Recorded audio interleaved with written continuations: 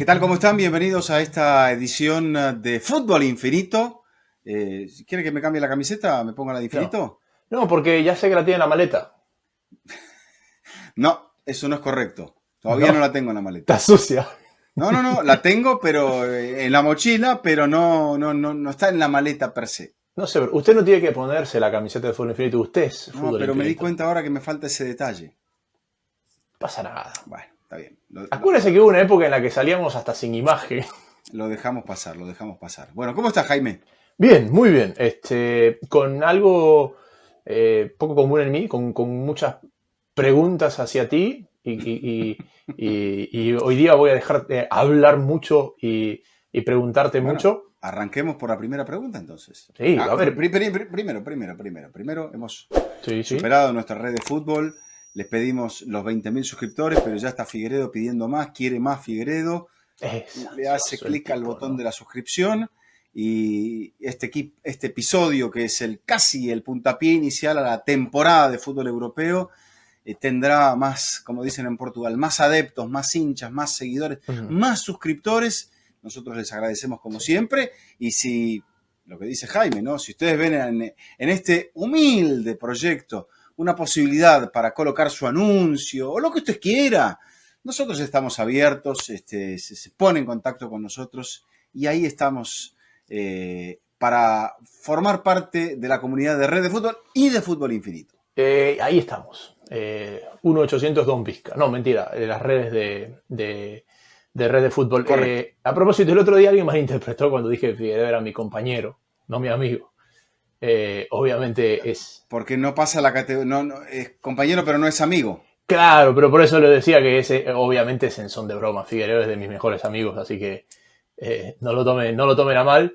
Es más, dicen que hoy con el Instagram es muy fácil interpretar quiénes son tus mejores amigos. Y donde hay más fotos, claro. No es exactamente eso. Es a las personas a las que más reels les compartes.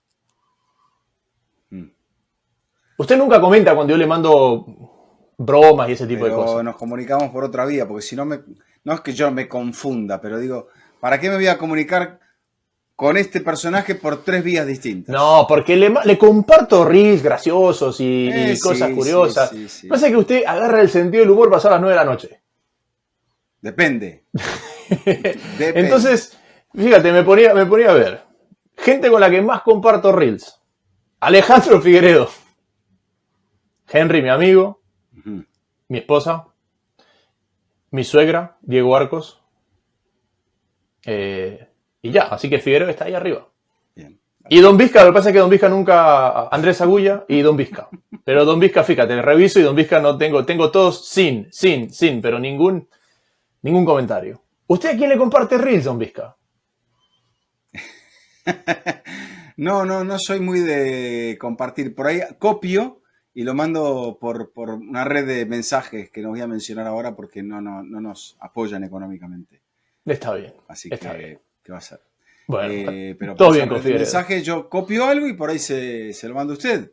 Como se lo puedo mandar a Figueredo, como se lo puedo mandar a Juan Ballestero. A Juan Ballestero le mando muchas cosas. ¿Pero jocosas o así tinte catedrático? De todo. Perfecto. Y él también me manda que de básquetbol, que un poco de todo. Bien. El otro día le compartí, ¿a quién le compartí? ¿A quién? A Bruno Vine. Me apareció de la nada una nota que él le hizo a Shaquille O'Neal porque era una reacción de Maradona a un día que Shaquille O'Neal le mandó un saludo y bueno, Bruno le enseñó el video. Supuestamente Diego lo quería conocer a Shaquille en persona. Correcto, creo que nunca se dio. Y nunca se dio porque Diego no podía entrar a Estados Unidos. Y Shaquille estaba en Estados Unidos.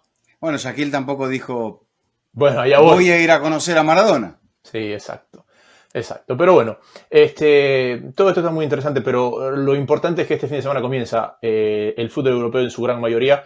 Creo que y debíamos haberlo revisado antes de arrancar, es la primera vez en mucho tiempo que todas las ligas o que las 5 importantes comienzan prácticamente en la misma semana. Normalmente tratan de separarse para tener, digamos, el día inaugural un poquito más separado del resto. Me imagino que tiene que ver con que todas tuvieron equipos en los mundiales de clubes, en el Mundial de Clubes, y que eso les ha hecho que la fecha de inicio sea algo más parecida. A ver, don Vizca. Una vez más, el público tendrá el honor y el gusto de verlo usted a través de la pantalla de ESPN, transmitiendo la Liga Española, una liga con la que usted tiene una relación de más de 25 años. ¿Qué es lo que más curiosidad te genera de cara a esta temporada? ¿Dónde dices, esto es lo que me gustaría, o esto es lo que quisiera saber cuál es el desenlace de esta historia o de este camino? Bueno, primero, la Liga Española es la primera que empecé a seguir de las extranjeras de Argentina, pero no se veía el fútbol español. Y tampoco es la primera en la cual he empezado a trabajar. Se empezó a ver el fútbol italiano en la época de Maradona, algunos partidos sueltos por allí. Recuerdo, por ejemplo, la final de la Copa de Europa del 85, verla en diferido, entre Liverpool y Juventus. Ver ese año la final de la Copa Intercontinental. Bueno, ya había visto otras finales de Copa Intercontinental, por ejemplo, la de muy memorables, las dos seguidas, la de Independiente contra Liverpool y la de Argentino frente a la Juve. 85-86. Claro, pero si me preguntases cuándo hice mi primer partido de Liga Española, yo creo que es este siglo, ¿eh? Recién es en este siglo. Pero recién este siglo, 2000 es parte de este siglo. Y probablemente no, porque yo básicamente hacía mucho la Serie A. Empecé con la liga de la primera división de Holanda, la Eredivisie, y entonces hice la Serie A entre partidos salpicados, alguna suplencia, por ejemplo, cuando algún compañero faltaba en la temporada 97-98. Ya arranqué la temporada 98-99. Pero la primera liga española de pe a pa que me toca hacer de inicio a fin, 2009-2010. Recién. O sea, antes, cositas salpicadas, partidos en Champions, por ejemplo. En PSN no hiciste Mi primer partido de Champions League sí involucra al Real Madrid. Mire, debuté a lo grande. Como siempre. Si uno de tus primeros partidos fue Boca Real Madrid. Pero eran diferido el partido del Real Madrid contra Olympiacos. 1997. 97, sí. Vizca, tenías 3 años de carrera y hiciste Boca Real Madrid. 4 años de carrera. Sí, como comentarista, sí. En mi primer año como comentarista ya me tocó Real Madrid. Me tocó Real Madrid 2 veces camino a la séptima. Fíjate. Porque eran partidos que creo que no se hacían. Había una sola señal de ESPN, entonces iban en diferido. Claro, bueno, es que era la época donde el programador decidía lo que veías. Hoy es todo on demand. Tú ves lo que quieres ver. Antes el programador te decía. Por eso yo leí una estadística, no me quiero ir por las ramas, pero donde hablaba de cómo en general en todos los deportes, esas ligas que no eran las estelares son las que han crecido más en audiencia. Porque supongamos, tú eras un fanático, digamos, de... No sé, voy a tratar de poner un ejemplo para no meter a nadie en problemas. Tú eras fanático de la IndyCar. Bueno. Para poner un ejemplo, no meterse en problemas. Y corría a la misma hora que NASCAR. Y el programador elegía NASCAR. Y tú no podías ver la IndyCar porque habían puesto NASCAR, ¿verdad? ¿Qué pasa? Hoy, como es on demand, el que quiere ver la IndyCar la ve. Entonces, todas estas ligas que tenían un nicho muy pequeño de gente que las quería ver, pero no las podían ver porque el programador había elegido otra liga, hoy la pueden ver. Entonces, en promedio, su audiencia crece porque, claro, hoy quien quiere verlas puede verlas. Claro. Bueno, a ver, pero me preguntabas por el inicio. Sí, en PSN no hiciste la liga, ¿en el 2000? ¿O era solo Serie A? No tenía la liga. Lo que ocurre es que era tan fuerte aquella grilla que tenía ESPN que teníamos la Serie A y la Liga. Después perdimos la Serie A, que se fue a PSN. PSN desaprovecha la primera parte de la temporada, más de media temporada, hasta que pone el canal al aire. Y bueno, entonces ahí en PSN ya arranco haciendo la Serie A.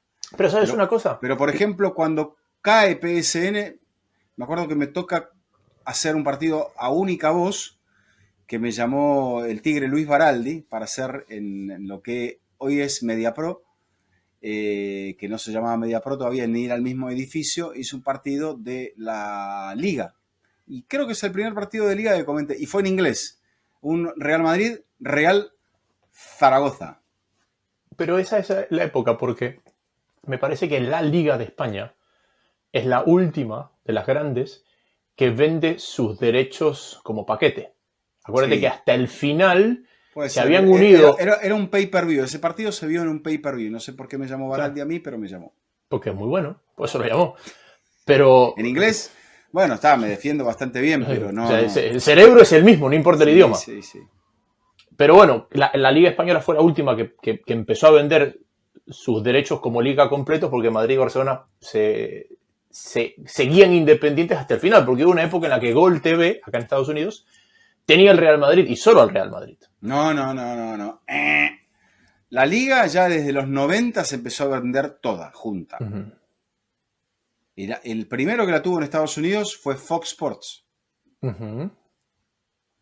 Y después ese contrato pasó a ESPN. Después pasa a Gol TV. Uh-huh. Después de la crisis de las Torres Gemelas, 11 de septiembre de 2001, muchas cosas cambian. Gol TV sale al aire así en modo experimental en diciembre del año 2002 y ya tenía la Serie A seguro.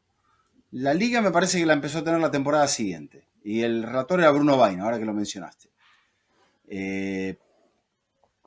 Pero puede ser que... Mira, teníamos los partidos del canal de Real Madrid Televisión, los pasábamos en diferido, porque no podíamos pasarlos en directo. Puede ser eso puede ser, y ahí estoy confundido, pero era una época que si no lo veías en diferido no lo podías ver. Hoy, claro. En diferido ya es tarde. Pero 2003, 2004 ya arrancó la Liga en Gol TV y a partir de ahí se mantuvo en Gol... Hasta 2012. 13. No, se pierde, va a ESPN y después la comparten, creo que es así. Y sí, después, la comparten. Y después se la lleva a beIN Sports. Y de beIN va de vuelta a ESPN. Y Don Vizca estuvo en todo ese camino, por más si acaso. O menos, y si alguien está perdido con todo lo que estamos hablando y los nombres que estamos dando, busquen Fútbol Infinito en YouTube, Fútbol Infinito.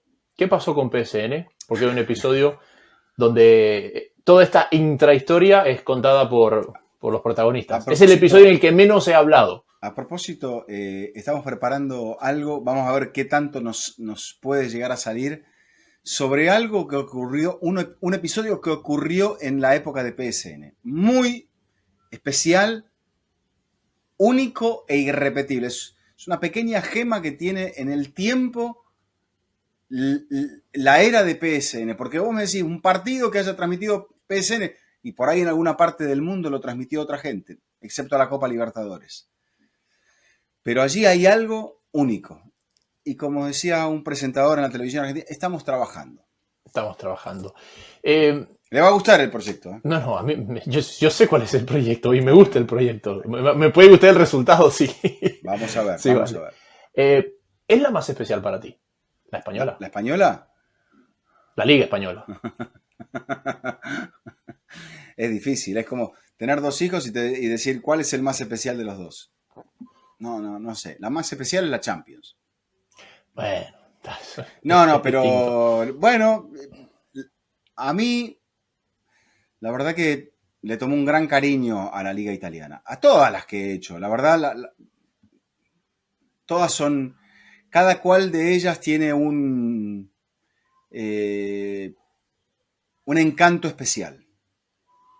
Sí, me parece que lo que tiene la Liga como encanto diferencial, me parece que es mucho más sencilla al fanático casual, porque al estar tan polarizada entre dos, y entre dos donde es imposible para mí encontrar una época donde el uno haya estado bien sin que el otro esté mal, es decir, inclusive en el prime Mourinho, Guardiola, Messi, Cristiano, siempre uno tenía que estar bien y otro tenía que estar mal. Por ahí el estar mal era haber ganado 4-0 cuando el otro había ganado 5-0, pero, claro. Pero siempre me parece que eso para el fanático casual es mucho más, es mucho más amigable la narrativa, y la narrativa domina hoy el espectáculo, ¿verdad?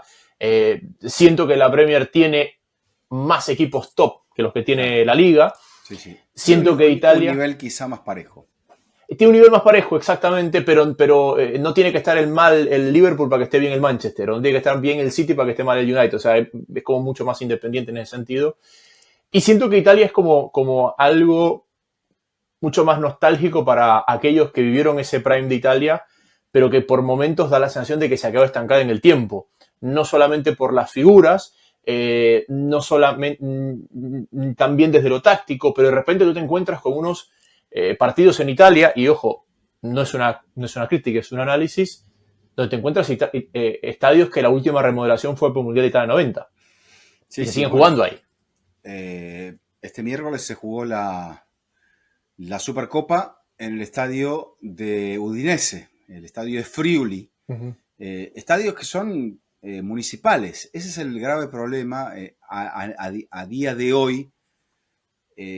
Quizá en Colombia, vos que sos gran conocedor del fútbol colombiano, hay muchos estadios, la gran mayoría que son pertenecientes a las comunas. En Italia pasa algo semejante.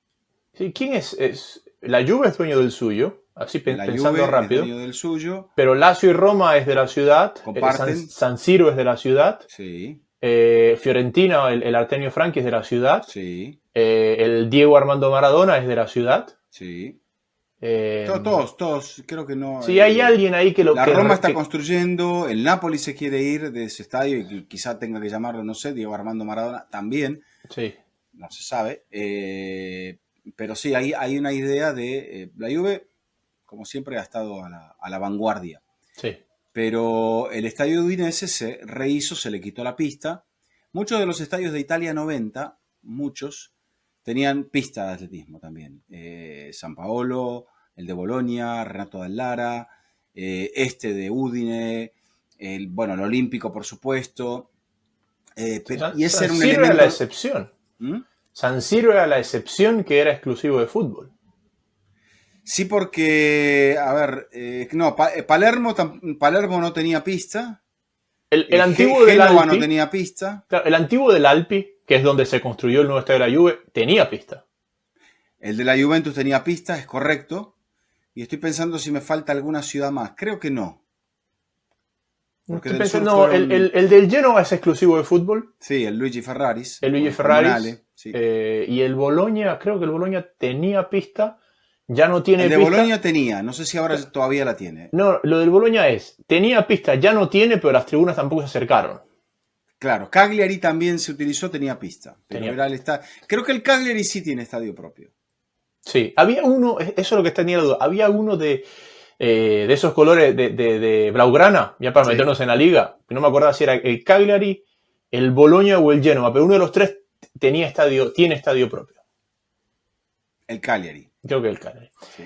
Volviendo al punto de conversación, y ya que va a estar en una isla, también, en Mallorca, pero bueno, volviendo al punto, ¿qué es lo que más curiosidad te genera de cuál será el desenlace de lo que tienes sobre la mesa antes de que arranque esta temporada de la Liga? Tiene muchos, la verdad que tiene muchos puntos, ¿no? Sobre todo en los tres grandes. El Atlético le da un nuevo crédito a Diego Pablo Simeone y le rearma el plantel entre la temporada pasada y esta. Creo que, salvo Jiménez, Oblak y Coque, de lo que era el último campeón del Cholo, yo creo que queda poco, ¿eh? ¿Queda Savic? No, Savic ya no está. Savic ya no está. No sé si estaba Llorente en el último campeón. Sí, Llorente estaba. Llorente estaba porque Llorente llega en el 19, justo antes del COVID. ¿Seguro usted? Claro, porque Llorente figura en ese partido en Anfield. ¿Te acuerdas del famoso partido donde Klopp se pelea con Martín Einstein? Sí, creo que sí. Sí, Llorente figura en esa serie. Morata figura ahí, pero él llega al Atlético en 2019, es correcto. Sí. Él había sido figura en esa serie de Anfield contra el Liverpool, que era el vigente campeón. Entonces, te genera curiosidad los tres grandes. Sí, cada uno por una circunstancia distinta. Ver la segunda parte, que dicen que en la segunda parte, segunda temporada de Flick, sus equipos caen un poco por el conocimiento que hay de los rivales, el estudio de lo que es su sistema. Aunque te diría algo, me da la sensación de que como juega Xabi Alonso es bastante parecido, aunque cambiando la forma, aunque también te diría que Flick no es un hombre que te deje 4-4-2 y que juegue la mayor parte del tiempo en 4-4-2. Entonces, él también te despliega y te despliega quedándose con 3 o quedándose con 2 en el fondo, abriéndote bien los carriles. Pero eso, primero, el punto de saber cuál va a ser la evolución o cuál va a ser la segunda parte del Barça de Hansi Flick. Segundo punto, ¿cuál va a ser la reacción de un equipo que no puede hacer otra cosa más que reaccionar como es un club tan grande como Real Madrid frente a lo que fue la temporada anterior, con el Barça quedándose con la final de Copa ante el Madrid, la Supercopa ante el Madrid y los 2 clásicos de la Liga? Eso es algo que a Florentino lo puso nervioso. Entonces, hay cambios importantes, quizá haya más cambios importantes todavía en Real Madrid de cara al comienzo de la temporada, pero el Madrid tiene que reaccionar. Por eso golpeó la mesa, lo sacó Ancelotti, arrancó con este modelo en el Mundial de Clubes y aquí tenemos a Real Madrid de cara a lo que va a ser el debut el martes en su estadio frente al Club Atlético Osasuna. O sea que entre ese Atlético, todavía en un punto de transición, que venía muy bien en la temporada pasada y se cayó al final, algo bastante poco aceptado dentro de lo que son los preceptos de Simeone, entre ese Atlético, este Barça y este Madrid, veremos dónde hay, quién tiene la ventaja en la lucha por la Liga. Porque después vemos a un Villarreal clasificado para la Champions, vemos al Athletic Club de Bilbao clasificado para la Champions, pero un Athletic Club... Villarreal se está armando todavía. Athletic Club ha sufrido algunas bajas de lesiones en la pretemporada y siempre tiene esas situaciones difíciles a la hora de buscar refuerzos. Pero luego no está el Valencia, no está el Sevilla, no está el Español, está el Betis ahí amagando, pero pierde a Isco también lesionado para los primeros 3 meses de la temporada. Entonces... ¿El Betis está en Europa League? Está en Europa League, sí. Lo que a ver, ¿dónde Estuvo veo? Acariciando la Champions, pero no se metió. Sí, porque se cayó al final porque estaban todas las fichas puestas en la Conference. A ver, ¿dónde veo yo, por ejemplo, el vacío en esa segunda fuerza? Que con cómo sean o sea, España va a meter 8 equipos a Europa. 8, ¿verdad? Al Rayo también. 5 a Champions. Entonces, ese animador de liga de los últimos años normalmente ha sido alguien que ha estado fuera de Europa, que ha aprovechado ese desgaste europeo. Hoy todos los que uno sobre la mesa puede decir, ok, ojo con este que no va a ser campeón, pero si en una buena racha se mete a Europa o puede molestar, como se metió el Girona en su momento hace un par de temporadas y esto acá.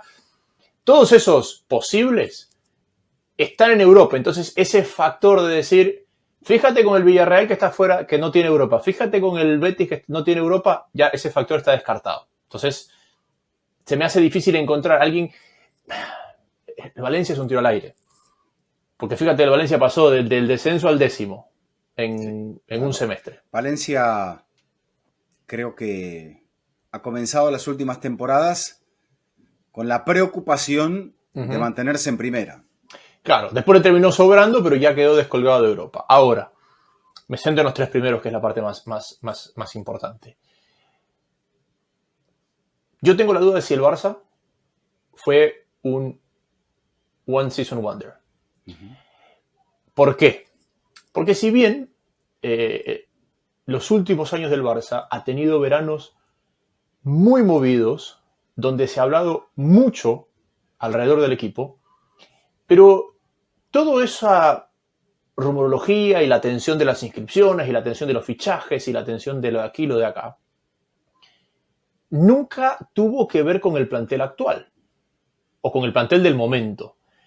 Era más lo que iba a llegar y lo que llegaba, cómo se lo inscribía. ¿Ok? Este verano del Barça ha sido distinto, porque el ruido ha sido por cosas futbolísticas internas o por relaciones internas futbolísticas. ¿Qué voy? El tema del arquero, las caras de aquel discurso de Ter Stegen y todo el entorno atrás, no hablan de que todo está bien. Y eso que el discurso llegó cuando ya estaba el acuerdo con el jugador y aparentemente va a tener un final feliz y la liga va a permitir dar la baja del salario de Ter Stegen en la primera parte de la temporada, con lo cual se podrá inscribir creo que a Joan García sí. No sé si a Rashford. Bueno. Punto 2. El verano de Lamine Yamal, siempre lo digo al revés, de Lamine Yamal, no es un verano que uno lo puede comparar con los veranos de los deportistas élites de los últimos años.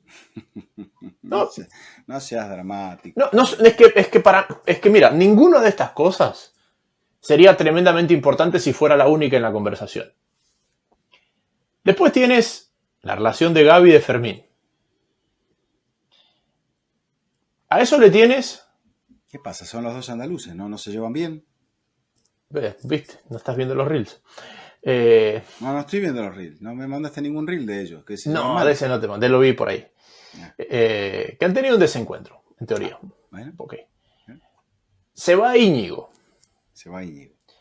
Que Íñigo, volviendo al cruyffismo y lo importante que eran los vascos para Cruyff, me parece que Íñigo tuvo un papel mucho más importante en la temporada pasada de lo que los titulares podrían decir. Pero de la puerta del vestuario hacia adentro me parece que es fundamental. Incluso llegó hasta Lamine Yamal a despedirlo como mi capitán. Por eso. Entonces estamos hablando de que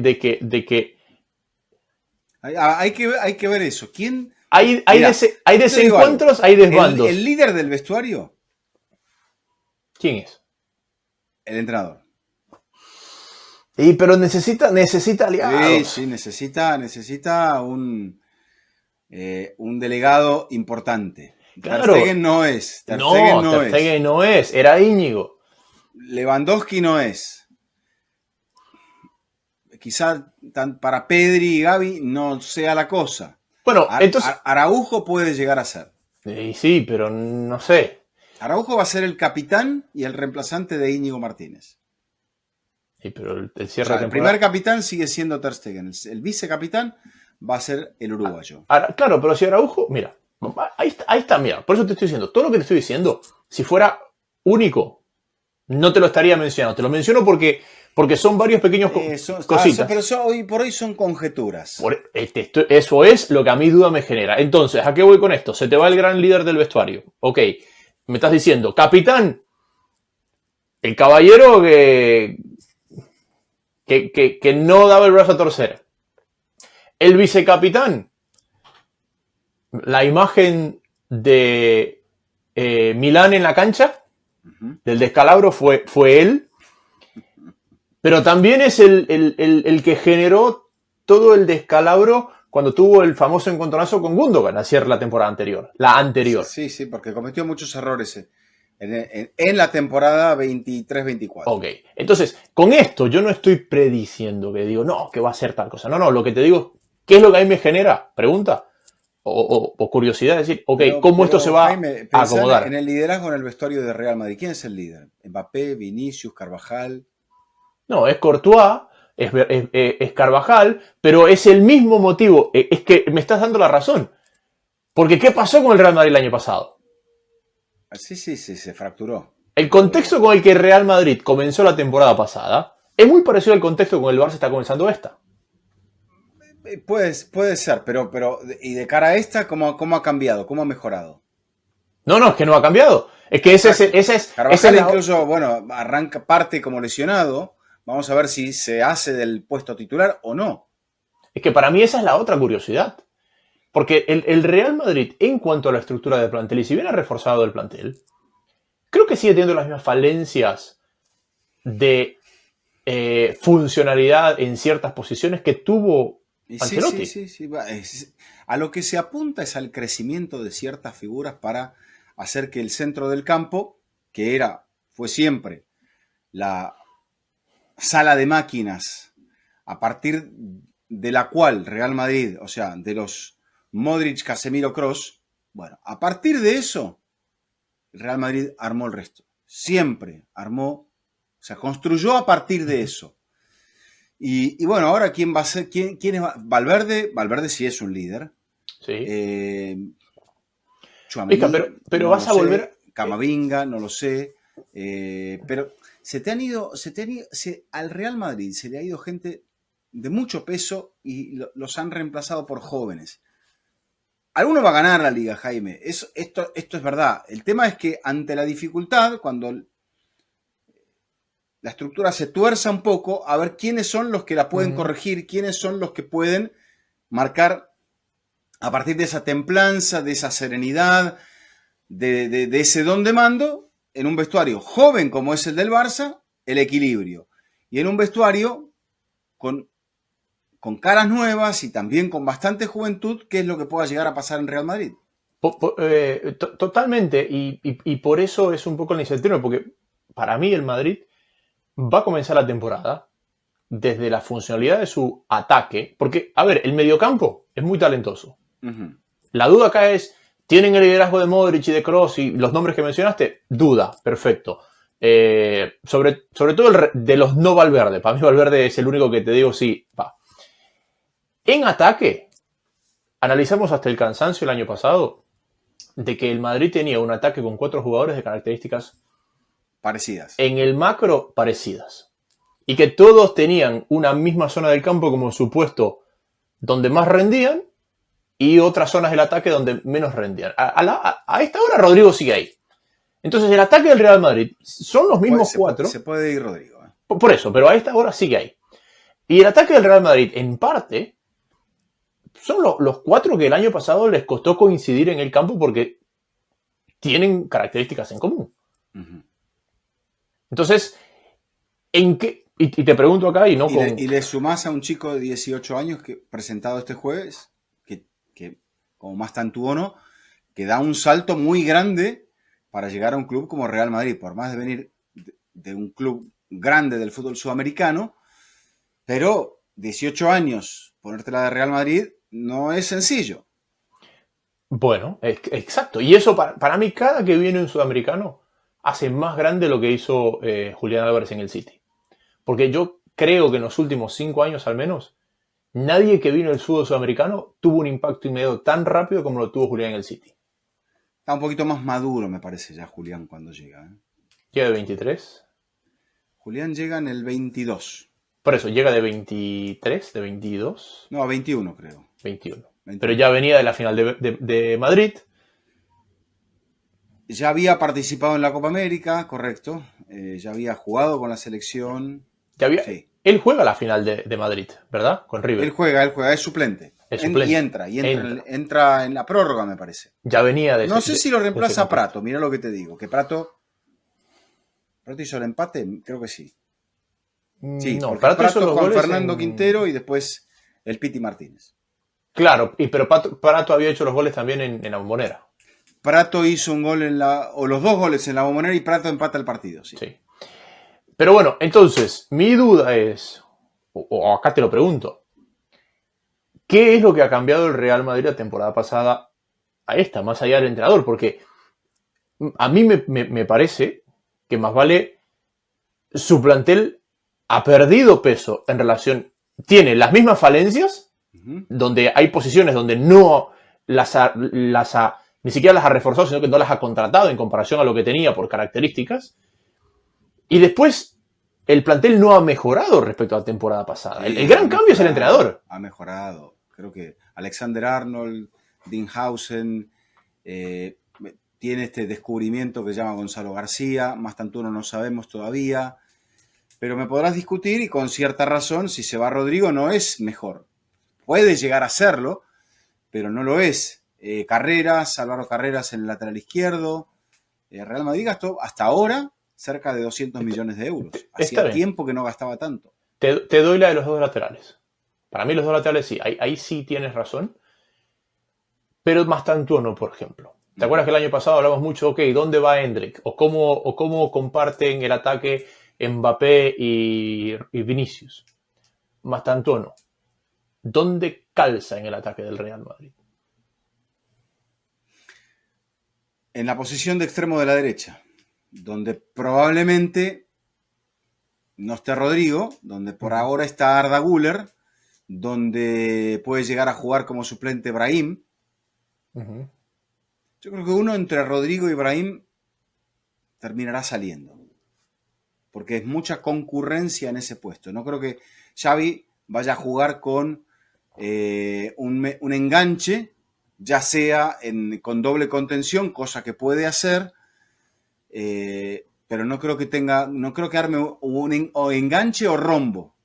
Entonces, no creo que lo destine, porque me parece que esa va a ser la posición final de Mastantuono. Por ahora él arranca como Messi desde la derecha, pero ese panorama de jugar detrás de las puntas, así sean 2 o 3, quizás sea lo que más le vale. Pero, ¿cuál puede llegar a ser la gran diferencia? Hablemos del juego, ¿no? de Xabi Alonso. Y creo que la gran diferencia la vamos a ver en menos del 30% de los partidos, dependiendo de los rivales, si son rivales que lo van a mirar a los ojos. Porque el Madrid, contra el resto, el 70, 75 u 80% de los rivales, va a jugar con ventaja territorial, va a jugar con defensas muy atrasadas o equipos que le cedan el campo y con su defensa adelantada. Yo creo que la idea primordial de Xabi Alonso es que el equipo, muy a lo Flick, presione hacia adelante, juegue con la línea defensiva adelantada, cosa que el Madrid siempre acaba por hacer cuando es dominador y los rivales ocupan esa posición de dominado, ¿no? Sí, que fíjate que el Madrid de Zidane, que gana la Liga, hay un año que hace doblete, pero en el segundo ciclo de Zidane gana la Liga. Ese Madrid jugaba así, que ya es un Madrid post-cristiano, jugaba así, te metía en el arco rival y todo eso. Claro. El Madrid de Zidane, el de las 3 Champions, era lo contrario, o no sé si lo contrario, pero con la defensa mucho más atrás para explotar a Bale y a Cristiano Ronaldo.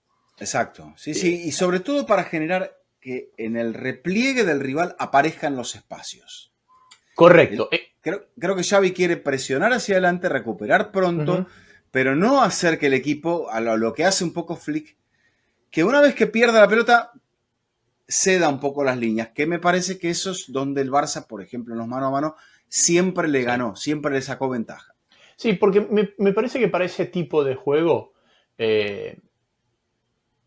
Lamine Yamal y Rafinha, por tener a alguien como Lewandowski como referencia, funciona mejor. Y acá es donde al Madrid me parece que esa falta de referencia no le permite sacar ventaja de cuando se echa atrás. Es decir, el Barça más dominante de Guardiola en cuanto a posesión y dónde jugaba en cuanto a campo rival era el Barça del falso 9. Sí. Sobre todo, si no me equivoco, estadísticamente, porque claramente ese año no es un año que gana mucho, el año que Fábregas juega como falso 9. Ya empieza a jugar de falso 9 en la primera temporada de Pep, cuando en el Bernabéu, el día del 6-2, lo coloca Messi allí. Sí. Termina jugando de esa manera. Correcto. Entonces, porque a Eto'o lo desplazó a la derecha, cosa que después también volvió a hacer Mourinho en el Inter, y Henry estaba en la izquierda. Claro, Henry, un hombre de banda un poco más larga. Claro.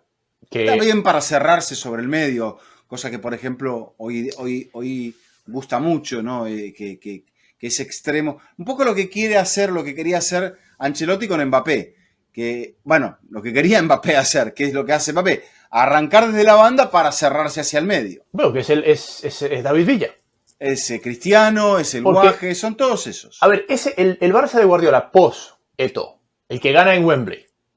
Sí. ¿Verdad? Y el que el año siguiente lo tiene a Fábregas en falso 9. Ya tenía el Guaje, tenía a Pedro quizá como... Claro. El falso 9 que era Fábregas y que... No me acuerdo quién es en Wembley. ¿Es Messi? No, Messi. Porque juegan Messi, Pedro y Villa. Exacto. Ya, juegan Messi, Pedro y Villa, claro. Ese equipo, ese falso 9 era literalmente el principal defensor. Entonces, y con una calidad que pelota que recuperaba, pelota que terminaba en el arco. Sí, porque Fábregas juega aquel partido contra el Santos 2000. Yo no sé si Fábregas llega después, Jaime. Me parece que llega para la siguiente temporada. Claro, Fábregas no gana la Champions. No. Entonces, lo que pasa es que ese partido contra el Santos en el partido contra el Santos, diciembre de 2011. Ese partido contra el Santos es diciembre de 2011. Pero es temporada 2012. Sí, señor. Sí. Pero yo creo que esa temporada, más allá de que no gana nada, o gana el Mundial de Clubes y la Copa del Rey. La Copa del Rey. En la estadística, es el Barça más dominante en cuanto a posesión. Sí. Porque tiene a ese hombre ahí arriba. Si no, si te jugaba con un punta, lo que hacía es que, bueno, podía jugar con Fábregas como falso extremo izquierdo en la posición de Iniesta, e Iniesta jugar en la posición del 10. Entonces, había muchos puntos de ajuste y, bueno, Pep lo manejaba muy bien. Lo que pasa que también, quizá...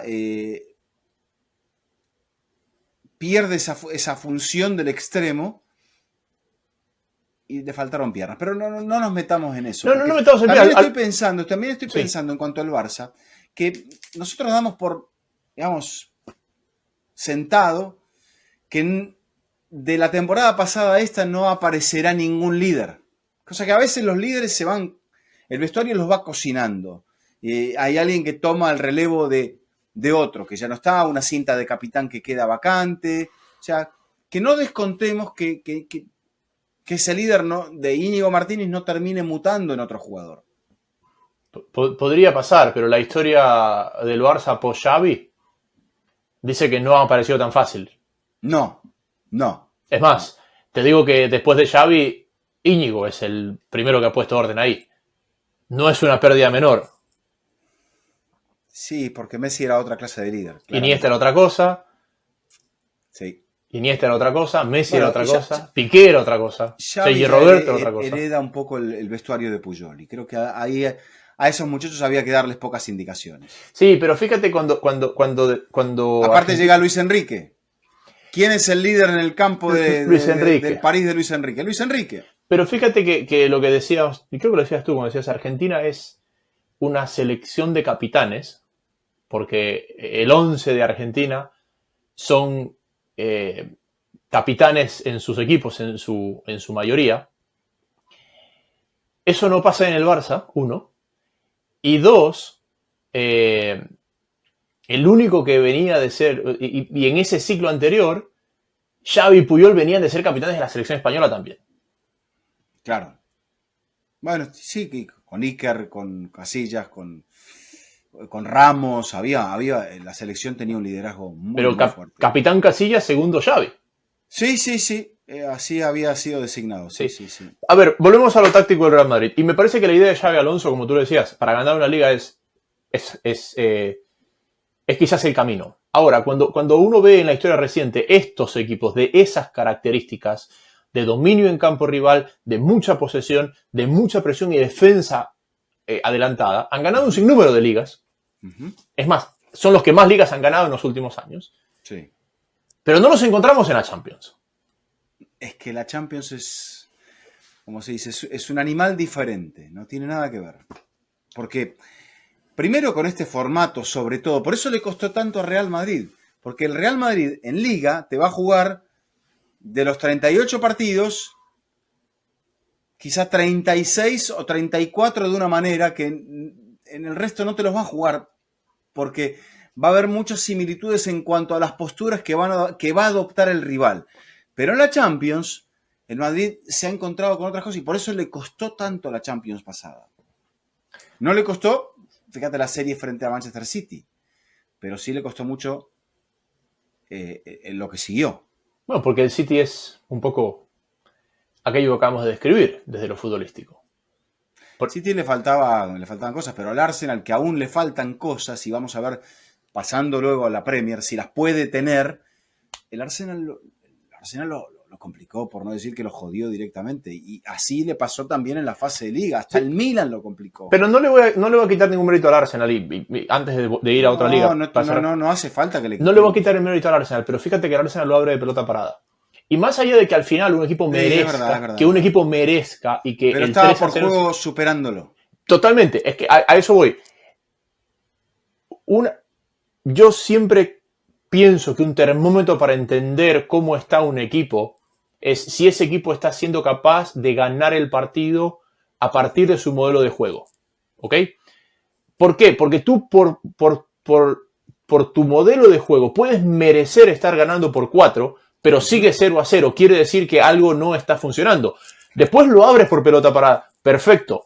Merecida ventaja por lo que ha mostrado el partido, pero el gol está llegando por una forma, por un camino diferente. Es decir, quiere decir que tu modelo de juego por algún motivo no está siendo capaz de doblegar a alguien a quien merecería estar doblegando. Sí, de acuerdo. Pero, por ejemplo, el Real Madrid creo que hace los goles que le hace al Tirol, el primero es de pelota parada, no recuerdo bien el segundo. Los 2 primeros goles que le hace en el partido Tottenham en la final en la Supercopa a Paris Saint-Germain son a pelota parada. Tú, acuérdate del equipo y sabes a dónde voy a poner un ejemplo pasado, pero la gente del Madrid lo conocerá.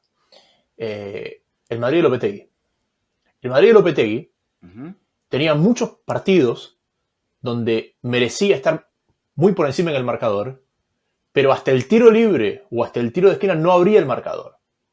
Y cuando no lo abría de esa vía, no podía ganar los partidos. Hay un partido que me acuerdo muy claramente, hay un partido contra la Roma, que lo comienza ganando con gol de Isco. El Madrid baila a la Roma y se van al descanso 0-0.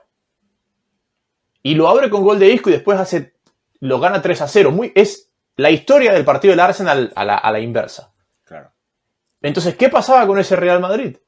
Dominaba el juego. Todas las métricas decían que debía haber ganado esos partidos, pero al final no los estaba ganando.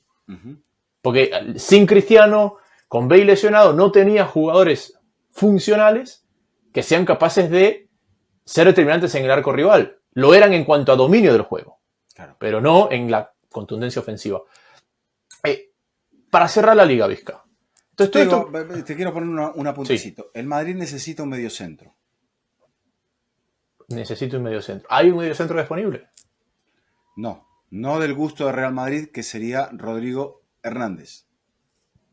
Entonces tendrá que jugar sin mediocentro. Ya le pasó antes de que aparezca Casemiro. Acuérdate el drama que era que juegue Casemiro. Bueno, no gustaba en el palco Casemiro hasta que gustó. Pero no gustaba Casemiro. Es más, en esa racha de 4 años, de 4 Champions en 5 años, la única que no ganaron es la que Casemiro estaba a préstamo en el Porto. Exactamente. Sí, 2014-15. Ahora, tercer elemento en pelea. Atlético. El Atlético va a necesitar que nosotros tengamos razón en nuestros interrogantes con el Barça y el Madrid para ser un contendiente, o puede ser un contendiente a pesar de que nosotros estemos equivocados con nuestros peros o interrogantes. El Atlético tiene que encontrar lo que tuvo, por ejemplo, en la primera parte de la temporada donde gana su última liga, la segunda de Simeone. Que es un hombre que lo lleve, como en aquel primer tramo de la temporada lo llevó Suárez. Porque el Atlético creo que va a jugar más o menos siempre lo mismo. Pero si tiene eficacia, ahí es donde va a poder controlar partidos, ganar aquellos partidos que se le encasquillan, porque el Atlético te puede sufrir contra el Español, sufrió contra el Valladolid, que ya no está en primera, te puede llegar a sufrir contra algún club de la parte baja de la tabla de posiciones y llegar a perder. Entonces, necesito una carta que sea muy ganadora, tanto en el arco propio y en defensa propia como adelante. Porque el Atlético, hasta ahora, salvo que Simeone nos muestre otra variante, no es un equipo de ese juego, de esa posesión, de ese arrollarte a partir de yo tengo la pelota, vos tenés que acomodarte a mí. creo que el Atlético cada vez está más lejos de ganar una liga. Te digo por qué. Porque el Atlético no tiene la profundidad de plantilla que tienen nosotros dos, a pesar de todos los peros que hemos mencionado. Quizás tiene un 11. Tiene una cierta profundidad. Creo que tiene un 11 que puede pelear mano a mano. No creo que tiene 20. Bueno, vamos a ver a Raspadori, vamos a ver Baena. Segundo. Vamos a ver a Griezmann en una nueva función. Lo que pasa es que no ha incorporado lo que vos me digas, no sé, en la temporada anterior sí, tenías una carta ganadora como era la de Julián Álvarez. Al Atlético le ha ido muy bien con ese no estás acabado, yo te doy una segunda oportunidad. Ese es el jugador que mejor le ha ido al Atlético de Madrid. Suárez, Mandzukic, hasta te diría, bueno, no fue el caso de Falcao. Pero lo de Falcao fue no, tú estás para algo más grande conmigo, no estás para Portugal. Claro. ¿Verdad? Entonces creo que al Atlético le ha ido mejor con ese revanchismo, porque Falcao no es Mandzukic ni es Suárez, pero sí una revancha donde era... Torres también llegó buscando la revancha, sin embargo ya no era el mismo Fernando Torres. Pero llegó a la final de la Champions. Con el Atlético. En Milán, sí. Sí. Bueno, y ganó también aquella con Chelsea, o sea... No, en el retorno al Atlético, o sea... Pero no era primera figura, Fernando. Bueno. La figura de ese equipo era Griezmann. Sí, está perfecto. Griezmann es muy parecido a Falcao. Gente que brilló a un muy buen nivel. Llegó al Atlético y fue figura. Quizá un poco lo de Julián. Lo de Julián. Sí, pero Julián también es como... el de allá piensa que tú tienes que ser suplente de Haaland y está equivocado. Tú conmigo eres estrella. Mira, hoy un colega, que es muy noble, no voy a decir el nombre, me dice, tengo que votar en el Balón de Oro. Dame tu pálpito, así más o menos ordeno. Le he preguntado a otros colegas, me dice. Y le digo, bueno, ponele puntaje y hace la votación que tu votación sea la votación de la votación. Me dice, sí, el año pasado me criticaron porque, bueno, no voy a decir más detalles. No puse a fulano, ni tampoco le puse de un puesto muy alto a Mengano. Y yo le decía, ojo, que pese a lo que puedan pensar de mí, no te puse a ningún jugador argentino. Y dentro de los dos seleccionados que había que elegir, le puse a Argentina. Argentina es hoy eso, es un equipo que es un equipo. Ya sin esa estrella de Messi, y pasa por ser eso, una mancomunión de buenos futbolistas. Capitanes todos. Claro. Quizás él me decía, bueno, ¿y el mejor cuál habrá sido? Y me dice McAllister, y le digo, sí, aunque termina la temporada lesionado y el Liverpool no termina consiguiendo un gran título, pero gana la Premier, que para el Liverpool es muy bueno, sí, porque Lautaro se cae al final, Julián también se cae un poquito al final, porque se cae el Atlético,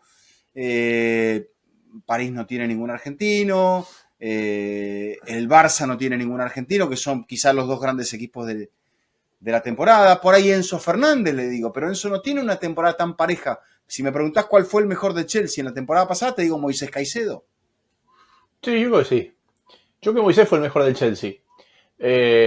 Porque Cole Palmer, que la gente se queda con lo que hace en la final del Mundial de Clubes y también en la final de la Conference League, hay momentos en los cuales él es el jugador de más talento, Vizca, probablemente, pero que se desapareció. A ver, Vizca, pero tiene que ver con lo que hablamos en el programa pasado, donde decíamos que la gran figura del fútbol hoy es el de la posición de Moisés Caicedo, de Rodrigo Hernández y eso. ¿Qué es lo que pasa? Que aquellos muy futboleros lo entienden, pero no te venden titulares. Y como lo decía, porque el otro día Gary Neville hablaba de que cómo se han triplicado los pases de centrales. Y dice, tú no pagas de entrada para ver cuántos pases filtra el central del Brighton. Tú pagas de entrada para ver cuánta gente deja Messi sembrar en el camino. Y la realidad es que hoy el único jugador que te genera eso es Lamine Yamal. Uh-huh. Sí, sí. Pero inclusive podemos dudar de si es el más importante en el Barça. Porque cuando... Lo que te estoy diciendo, Moisés Caicedo. Y si tienes que elegir un argentino, dices Enzo Fernández. ¿Y cuál es el problema del Real Madrid? El mediocentro. ¿Y por qué el City le fue mal? Porque Rodrigo no estaba. Ahí va. ¿Ya? Y si nos vamos, que 2 de los últimos 3 balones de oro terrenales juegan ese puesto, Modric y Rodrigo Hernández. Uh-huh. Bueno, y el Atlético no tiene a nadie en esa posición. El Atlético comienza la temporada justamente contra el Español. Un Español que, otra vez, tiene un cambio de propiedad, pero cuyo primer objetivo es salvarse del descenso. Espérate. ¿Y entonces el Balón de Oro? No, acábame la historia de quiénes son tus 3 del Balón de Oro. ¿Lo puedo decir? ¿Por qué no vas a poder decir? Dembélé, Rafinha y creo que el tercero lo puse me parece que lo puse a Vitinha. ¿No lo pones a Cole Palmer? No lo puse top 10. Por eso mismo que te decía. Por ahí, por los chispazos del final, sí. Yo creo que es Dembélé, Vitinha y Cole Palmer. Pero lo puse a Moisés Caicedo. Y puse a Donnarumma, al gran sacrificado por Luis Enrique Martínez. Y puse a Fabián Ruiz. Y me pareció que lo de Fabián, por ejemplo, comparado con lo de Palmer, fue mejor. Pero como yo no votaba, no sé si eso va a llegar al voto. Nosotros votamos la de diciembre. Exacto. Ahí cuando votemos les contamos. El Atlético gastó 175 millones. Sí, pero lo de los valores es una tontería, porque tiene que ver con la inflación eso. No, bueno, pero ingresó apenas 68 millones. 68 claro, millones. Porque se desprendió de gente que no le servía. Se desprendió de gente por un valor relativamente bajo. Bueno, acá en esto no está el dinero de lo de Paul, porque De Paul va, de acuerdo a los libros, cedido a Inter Miami y después hay una compensación. Vuelve, pero ahí no sé cómo sería. O sea, en los libros dice cedido. O sea, andás a ver. Pero ahí es cedido con una obligación. Acuérdate cómo fue Mbappé al Pero París. si termina contrato, le quedaba un año de contrato. Ahí hay una trampa. No sé. No está en mí investigarlo. Para que lo hablen en qué pasa Inter Miami. Esto es fútbol infinito. No, eso no cuenta. Por ejemplo, Samuel Lino es la venta más importante. Vermeeren, que casi no jugó con el Atlético de Madrid, al Leipzig, es la concreción de la segunda venta más importante. Mourinho, Santiago Mourinho, que se va al Villarreal, Mourinho estaba en Alavés, ¿no? Sí. Mourinho, 10 millones lo paga el Villarreal. Ángel Correa sí compra 8 millones. Tigres. Y Riquelme 8 millones comprado por el Real Betis Balompié. Bueno. Pero la compra más cara del Club Atlético de Madrid es Alejandro Baena, 42 millones de euros. Eso es inflación. Seguido por Hansko del Feyenoord, 26. Y después João Cardoso del Betis, 24. Ok. Vuelvo al punto Atlético de Madrid. Primero, yo no creo que tiene la profundidad de plantilla que tiene nosotros. Creo que el 11 puede pelear. Pero fíjate que mientras más se alargan las temporadas, es decir, mientras más partidos se aumentan, más lejos está el Atlético. Porque aquellas ligas de Simeone y las ligas de Atlético en general, pues tú convives en un país donde tienes 2 monstruos. Es la tercera fuerza. Es decir, o tienes que hacer algo tremendamente extraordinario o tienes que estar agazapado para el día que los 2 están mal. Sí. ¿Cómo gana la liga aquella de Suárez y aquella que le gana al Barça en Camp Nou? Ambas las gana con grandes arranques. Uh-huh. Pero fíjate que el Atlético, aquella temporada de Suárez, llegó a tener 12 puntos de ventaja y salió campeón en la última jornada. Sí. Ganándole al Valladolid. Ganándole al Valladolid, ya descendido. Eso, mientras más larga la temporada, es menos probable. Fíjate lo que le pasó al Atlético. El Atlético llega a marzo. Uh-huh. Llega a marzo, líder de la liga, o peleando arriba. Digamos que llega al líder de la liga. Digamos que entonces, lo que me estás diciendo, si el Atlético no arranca bien, cosa que va a ser difícil con tanta llegada de jugador nuevo, va a ser muy difícil para el Atlético, que viene de un Mundial de Clubes donde también le toca un grupo complicado. Uh-huh. Entonces, si el Atlético no comienza bien haciendo las inserciones de estos jugadores nuevos, lo más probable es que no gane la liga. Correcto.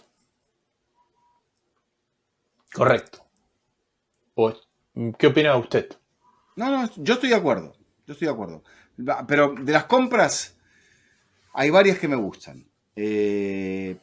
Por ejemplo, Thiago Almada. Cardoso me parece que es un buen jugador, un buen mediocentro posicional. Baena es un jugador agresivo también, que quiere la pelota, que tiene personalidad. Creo que Raspadori también es un buen extremo para hacerle, no sé si para hacerle la competencia a Simeone, sí. A Giuliano. Lo pierde De Paul, un jugador no siempre querido por Yo creo que el De Paul del Atlético nunca estuvo ni cerca del De Paul de Argentina. No. Entonces, dentro de los jugadores que pierde, Reinildo, Samuel Lino, ninguno titular. Salvo De Paul. Sí, pero De Paul yo creo que era titular por lo que costó, no por lo que rindió. Por el nombre, por ser campeón del mundo. Sí, señor. Entonces, bueno, esto con la Liga, ¿no? Si nos está quedando algo de la Liga en sí, porque todavía cuando arranque la Champions vamos a meternos un poco en... Pero tenemos que hablar de la Premier un poquito y ya llevamos 1 hora y pico. ¿Vio? ¿Y usted qué dice que nos hemos mejorado con el control de los tiempos? No, bueno, porque tenemos que hablar del comienzo de la Liga, que tiene un poco de todo esto. Pero Premier. Última temporada de Guardiola. ¿Última o penúltima? Última temporada de Slot. Última de Arteta. No, mentira, estoy bromeando, en serio. Algunos se salva. A ver. ¿Sabes que el Crystal Palace ha ganado más títulos en los últimos 3 meses que el Arsenal en 8 años, creo, algo así? Sí. Bueno, pero lo que pasa es que el Palace tuvo 2 finales ahora seguiditas y la jugó muy bien y la segunda la ganó por penales. Las 2 se la ganó a Liverpool. No, al City la primera. Al City la primera, perdón. Sí, el Liverpool perdió con el Newcastle, ¿verdad? La de la Copa de la Liga. La de la Copa de la Liga. Bueno, ¿qué más quieres? 2 finales. Una contra el City y otra contra el Liverpool. No, un mérito, pero enorme no. Lo siguiente. Sí. A ver. Liverpool, Arsenal. Le sacó 10 puntos al Arsenal. Le sacó 13 al City. ¿Sabes a quién veo muy bien? Al Chelsea. Creo que puede llegar a ser la temporada del Chelsea. Sí, señor. Coincido plenamente con usted. Es más, yo la pasada pensé que era la del Chelsea y no conté con que el Liverpool arranque ahí como tren de sierra. Primera, volvemos a lo mismo. Primera temporada, si bien no es la primera temporada de Simeone, pero fue la primera temporada de Maresca. Y fíjate si le tomó la mano al equipo que gana el Mundial de Clubes, demostrando que Maresca es italiano por más que sea alumno de Guardiola. Sí, pero tiene cositas. Pero donde le sale lo italiano es lo bien que ese equipo juega cuando no tiene la pelota. Exacto. Ahí le sale lo italiano. Exactamente. Y lo bien que se puede adaptar en marca, se puede convertir en un equipo contragolpeador rápido. Eso, por ejemplo, sí. ¿A quién se le acaba? Por ejemplo, mira. Creo que el Chelsea es el gran favorito para ganar la Premier. Sí. Creo que hay gente que se le empieza a acabar el crédito. Es decir, yo creo... ¿Por qué Wenger duró tanto tiempo? Porque como dicen los americanos, comenzó con un bang. Comenzó con los 2 títulos en 2 años, la final de Champions al tercero, y es como que dijeron, este señor algún día nos va a llevar a la tierra prometida. Un título invicto también, una cosa... Arteta, me parece que en esta época, donde tantos equipos ingleses han ganado, fíjate, la temporada pasada, hubo 6 equipos ingleses ganando títulos. El Palace, el Liverpool, el Chelsea, el Palace, el Liverpool, el Chelsea, el Newcastle y el Tottenham, 5. ¿Ya? Pero esta viene a ser una tendencia en el fútbol inglés en los últimos años. ¿Por qué? Porque tienen tantos equipos competitivos que alguno cae en Europa League, que alguno cae en Conference, que la Copa la gana por ahí algún otro equipo. Sí. Entonces, en este periodo donde este Arsenal, en teoría, está de vuelta para pelear y que no gane ninguno. El único que repite es Chelsea, que gana el Mundial y la Conference. Sí, exacto. Pero me parece que Arteta es como que ya... Y puede ser. ¿A qué horas? Todo depende de las formas. No te olvides de algo que estaba pensando. Es que no depende de las formas. Los dueños del Arsenal, los americanos, los Kroenke, si los números cierran bien, ellos están, y la gente no se queja mucho y el equipo es competitivo, no van a intervenir. Sí, correcto. Pero es que llega un punto donde no solo depende de las formas. ¿Por qué? Porque el Tottenham jugó hoy día contra el París. Sí. Y el Arsenal no jugó hoy día. Y el Palace jugó el fin de semana. Y no jugó el Arsenal. Entonces creo que al final... El Arsenal que debuta el domingo contra Manchester United, nada menos. A ver, de la primera jornada, ¿qué partido? El Liverpool-Bournemouth, bueno, un Bournemouth que pobre Bournemouth, ojalá que no descienda, porque le sacaron todo. Quedó Iraola de casualidad. Sí, le sacaron todo. Eso sí, con los bolsillos llenos. Sí. City comienza contra Wolves el sábado.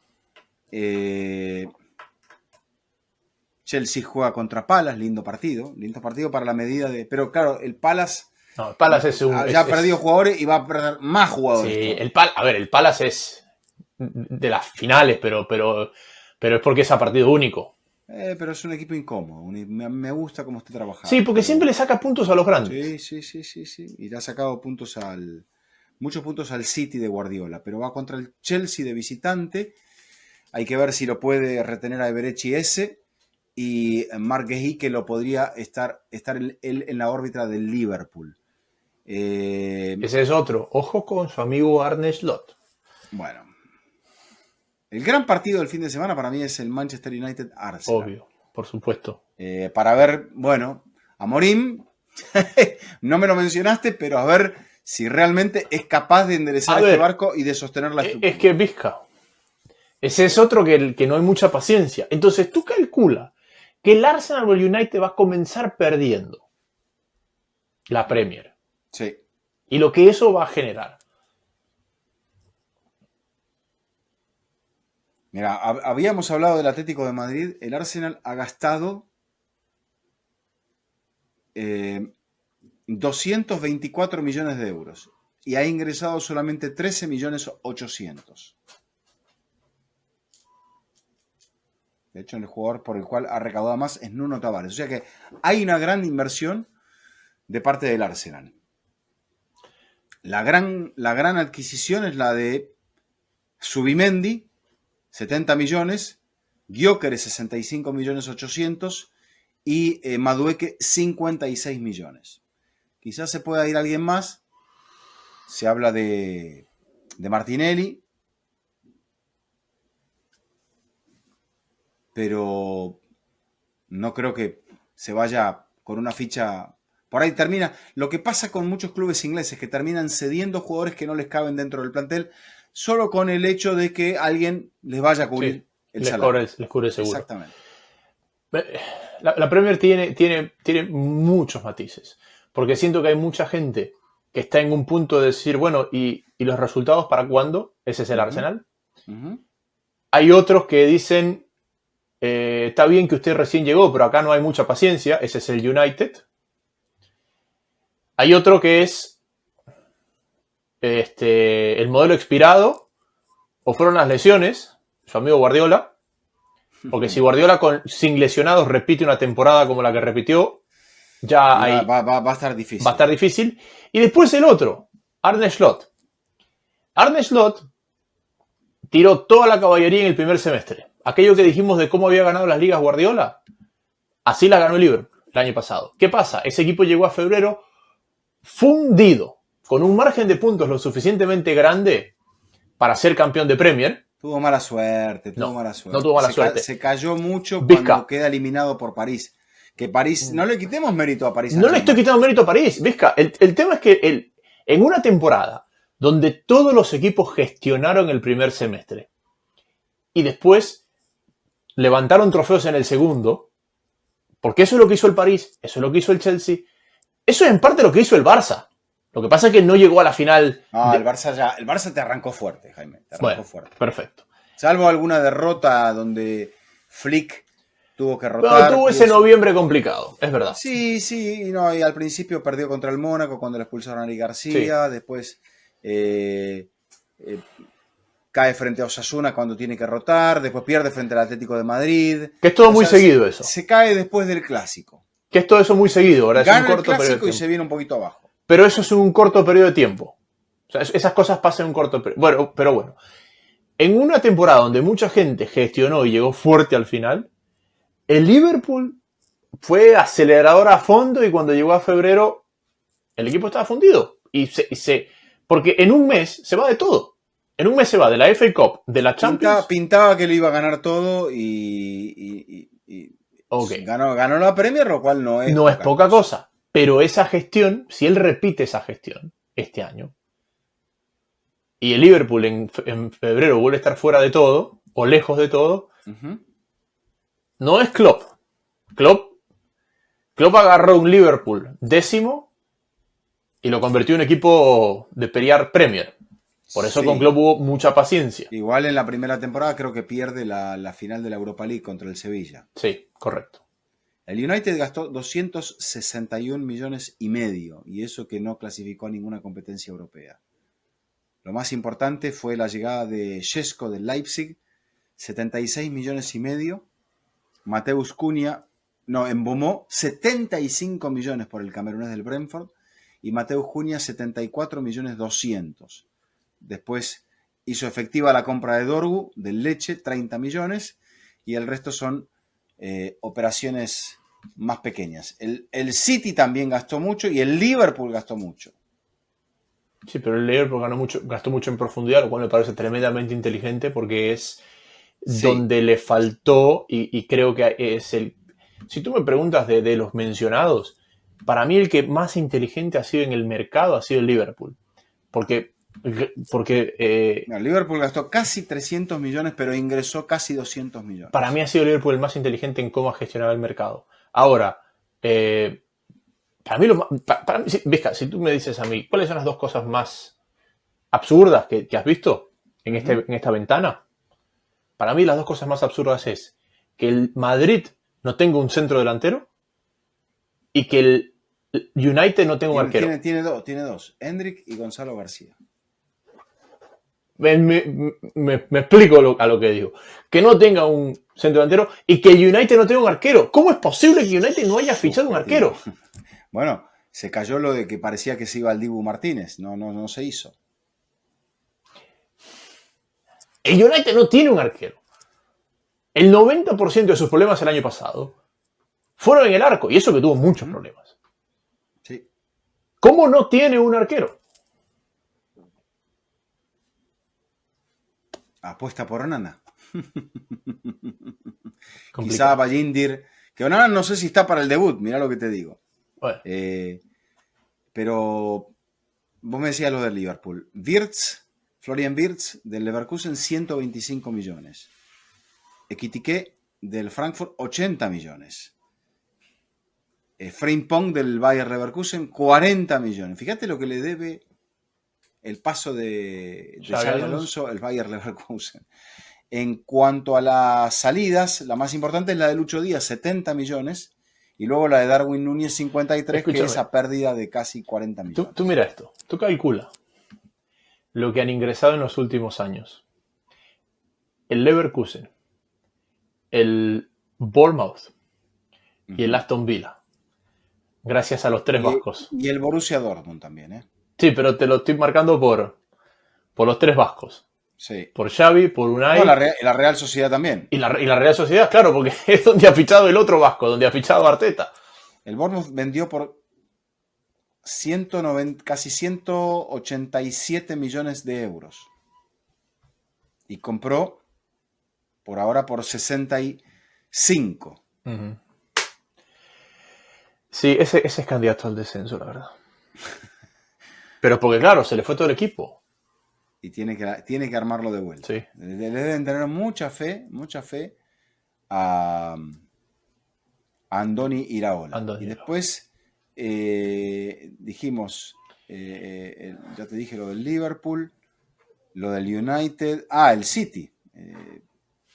Y no sé si el City es el que más dinero ha movido. Sí, porque le venden más caro también. El City, 394.900.000. O sea, 395 millones y ha ingresado solamente 38. Y por ahí todavía mete por 90 millones o casi 100 a Rodrigo Góez. Bien.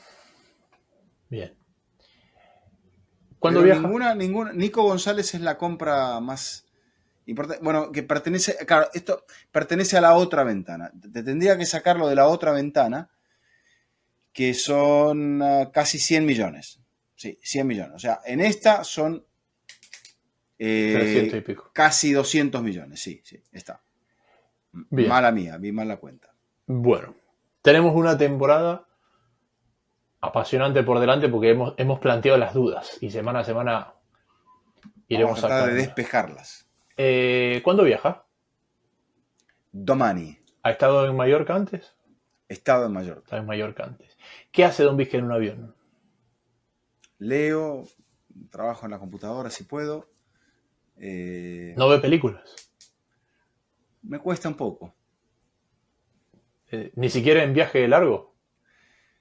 Voy a hacer el intento. Y te voy a escuchar. ¿Qué película? ¿Qué género ve Don Vizca en un avión?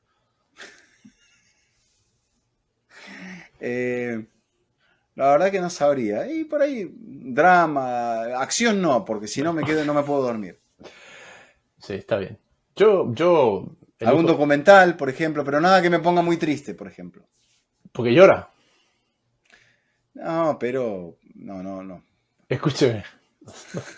Yo veo comedias románticas en los aviones porque le dan sueño. No, porque no tengo que pensar, entonces... Claro, se trata más bien de eso, más bien de eso. Si pudiera ver una serie, mejor. Pero yo lloro. Dicen que el oxígeno del avión, lo que sea, pero es verdad. De verdad. Sí. Cuando llego y le digo a Mari, a mi esposa, le digo, vi tal película. Enseguida me dice, ¿y lloraste? Digo, sí. Me dice, ¿cómo vas a llorar con esa película? Bueno, ya que no la veo a su familia, mándele un saludo de mi parte a su familia. Por supuesto, la próxima semana lo espero acá. Sí. Vamos a ver, llegó el jueves por la noche. O sea, bueno, porque el Madrid juega martes. ¿Por qué juega martes? Sí. ¿Por qué juega el martes? Para darle un poquito más de tiempo. Por el Mundial de Clubes. Claro. O sea, no hay partido el lunes, sino es viernes, sábado, domingo, martes. Creo que sí, Jaime. Creo que hay un partido el lunes. La jornada empieza en España viernes. El viernes. Sí, Girona, Rayo Vallecano, Villarreal, Real Oviedo. Sí, hay Elche Betis. El lunes juega, sí. El Elche contra el Real Betis. O sea, el partido del Real Madrid es un partido, en teoría, de fin de semana que ha sido aplazado. Ha sido movido. Ha sido movido, perfecto. Don Eduardo, ha sido un placer como siempre. Bueno, buen viaje. Igualmente. Gracias. Vea una película. Buen fin de semana. ¿Dónde va usted? A Toronto. A Toronto, sí, señor. Bueno, saludos a la hija de don Reinaldo Rueda. Perfecto. Sí, Toronto. Sí. Ya no quedan los italianos en Toronto, un equipo en reconstrucción. Sí, pero están ahí peleándola. Está peleando, ¿no? Juegan mejor sin los italianos. Llegó Mihailovic, ¿no? Llegó Mihailovic. Mihailovic para mí de los jugadores estadounidenses con mayor proyección pre-Qatar 2022 que cuando pasó al fútbol holandés no se acopló. No le dio. Pero bueno, en la MLS anda muy bien. Muy bien. Así que eso. Saludos a sus amigos. Le mandaré un saludo a su socio Fernando José. Y a quién más? A nuestra amiga. Sí, Sí. Su amiga la productora. Correcto, sí. A Martín Einstein. A Martín Einstein. Sí. No sé si Fratin estará por allá también. No creo, no me ha dicho nada. ¿Con quién? Va Palomo, claro. Fratin está preparando ya el tren del 26. Es que el tren en este país es largo, el tren en este país. Es largo y involucra a México y Canadá, o sea que fíjate si será largo. Sí. Pero bueno, como siempre, espectacular, los Martínez y los trenes. Sí. Don Eduardo, buen viaje, un placer como siempre. Gracias, Jaime. Este ha sido un nuevo episodio de Fútbol Infinito y será hasta la próxima. Hola, soy Alejandro Figueredo, conductor de ¿Qué pasa Inter Miami? Si te gustan nuestros contenidos, suscríbete a Red de Fútbol y activa las notificaciones.